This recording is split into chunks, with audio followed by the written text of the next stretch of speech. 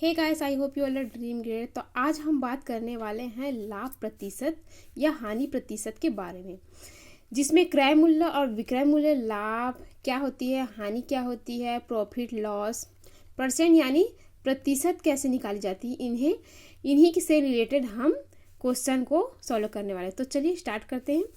एक फ्रिज 1200 रुपये में खरीदा गया, उसी फ्रिज को 13,500 रुपये में बेचा गया। इसमें लाभ प्रतिशत या हानि प्रतिशत बताइए। तो हमें यहाँ पे लाभ प्रतिशत निकालना है और हानि प्रतिशत निकालना है। तो हमें बताना है लाभ हुआ या हानि हुआ, उसका फायदा हुआ और नुकसान हुआ, ये हमें तो बतानी ही है। साथ ही उसका प्रतिशत भी हमें निकालना है, या लाभ प्रतिशत या हानि प्रतिशत के रूप में। अगर लाभ हुआ तो लाभ प्रतिशत, अगर हानि हुआ तो हानि प्रतिशत बताना है हमें। तो चलिए स्टार्ट करते हैं। एक फ्रिज 12,000 रुपये में खरीदा गया। खरीदा मतलब क्रय मूल्य हुआ, खरीदा गया मतलब क्रय मूल्य हुआ कितना, 12,000 रुपये। तो लिख लीजिए क्रय मूल्य, क्रय मूल्य। अब इसी को हम लोग सीपी भी लिखते हैं, जिसको हम लोग बोलते हैं कॉस्ट प्राइस, बराबर कितना है, 12,000 रुपये। और उसी फ्रिज को हम 13,500 रुपये में बेचा गया। उसी फ्रिज को हम लोग बाद में कितने में बेचे, 13,500 रुपये में। तो लिख लीजिए 13,500 रुपये। बेचा मतलब विक्रय मूल्य, खरीदा मतलब क्रय मूल्य और बेचा मतलब विक्रय मूल्य से लिखेंगे। तो विक्रय मूल्य,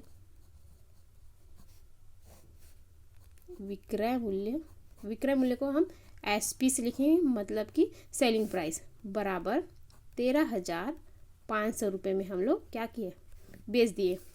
अब इन दोनों को देखने से पता चल गया होगा कि नुकसान हुआ या फायदा, क्योंकि हम लोग 12,000 रुपये में खरीदे थे और 13,500 रुपये में बेच दिए। तो क्या हुआ, हमें फ़ायदा हुआ ना, लाभ हुए। यानी कि हमें क्या निकालना है, लाभ प्रतिशत निकालना है। तो मतलब लाभ निकालना है कि हानि, तो लाभ निकालना है हमें। तो लाभ पहले निकाल लीजिए।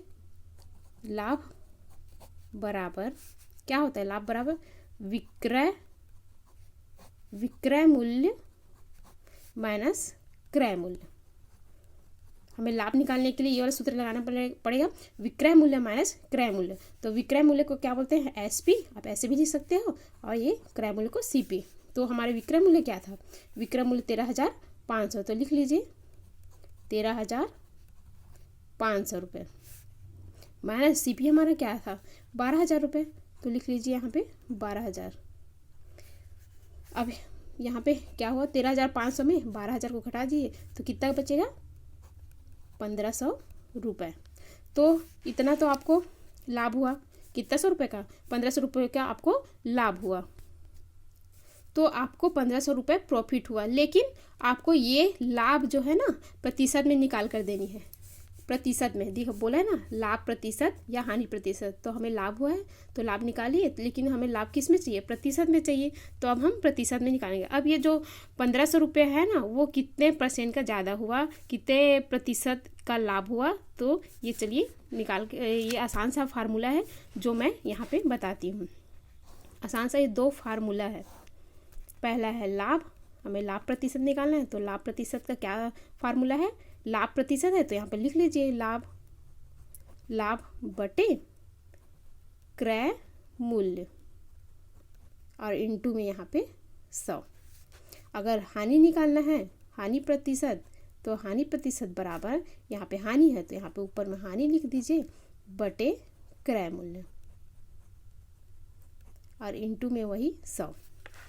अगर हमें लाभ प्रतिशत निकालना है तो ये वाला फार्मूला लगाएंगे, और हानि प्रतिशत निकालना है तो ये वाला। तो लेकिन हमें यहाँ पे लाभ प्रतिशत निकालना है। तो लिख लीजिए यहाँ पे लाभ परसेंट बराबर, सूत्र फार्मूला क्या था, लाभ बटे क्रय मूल्य गुणा 100।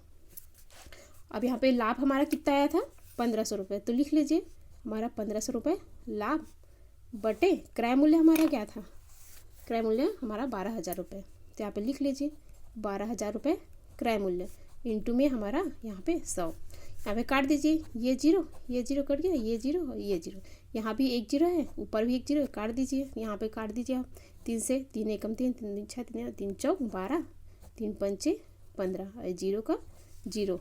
यहाँ पे क्या आया 50/4 है ना। अब इसको भी काट दीजिए आप। 4 एकम 4, 4 एकम 4, यहाँ पे एक बचा, 4 दूनी 8, फिर यहाँ पे 4 दूनी 8, फिर 2 बचा, यहाँ पे जीरो लगा पॉइंट लगा के 4 पंचे 20। तो ये हमारा ये क्या आ गया 12.5% या %। तो आई होप कि ये वीडियो आपको पसंद आया होगा और समझ में भी आ गया होगा। तो please give this video big thumbs up and thank you.